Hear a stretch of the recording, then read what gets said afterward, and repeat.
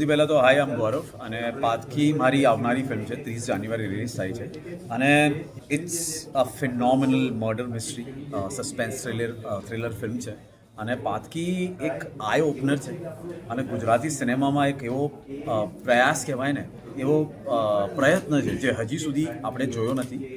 So let's hope it works out as well અને બહુ રિયલિઝમની બહુ નજીક છે આ વાર્તા એઝ વેલ. એટલે જ્યારે તમે જોશો ત્યારે યુ વિલ અન્ડરસ્ટેન્ડ હું શું કહું છું અને edge of the seat thriller છે વિચ મીન્સ દેટ તમને થોડી વાર થશે કે યાર આ સાચું હવે શું થશે, એટલે it keeps you guessing every time. સસ્પેન્સમાં એક્સપ્રેશનના બહુ મહત્ત્વનો હોય. જેમ તમારો રોલ જે છે એમાં પણ તમે જે જ્યારે ડોર ઓપન થાય છે ને પૂછે છે કે હું માનવ મહેતા તું કોણ, તો ત્યારે જે એક્સપ્રેશન લાવવાના હોય, how easy for you to get those expression and how difficult? Expressions are output. તમારા મગજમાં જે ચાલતું હોય ને એ તમારા ચહેરા પર દેખાય. એટલે મને નથી ખબર મારો ચહેરો કેવો થાય.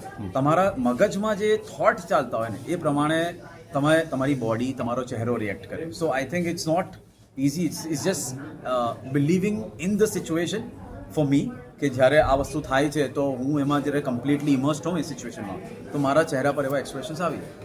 તો કોઈ કેરેક્ટરમાં જેમ તમે કહ્યું કે ઇમર્સ થવું પડે, તો ઇમર્સ એમાં ઇન્ડલ્જ થવું હોય તો તમારે એમાં અંદર એન્ટ્રી થવી પડે, ત્યારે જ એ કેરેક્ટરને તમારે જીવવું પડે તો જ એ એક્સપ્રેશન્સ આવે.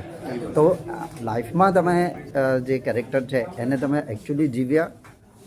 એટલે આ પિક્ચરમાં જીવ્યો, લાઈફમાં નથી જીવ્યો, પિક્ચરમાં જીવ્યો. અને it was difficult space to be in.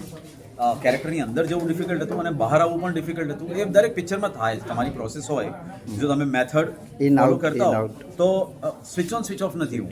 એટલે મને પેલું અચાનકથી ના આવડે. હું મેથડથી ફોલો કરું અને એના થ્રુ એટલે કેરેક્ટરમાં જતા અને બહાર નીકળતા વાર લાગે. All the best for this. Thank you. Hope you like. If you have liked this video, then please like, share and subscribe to our channel.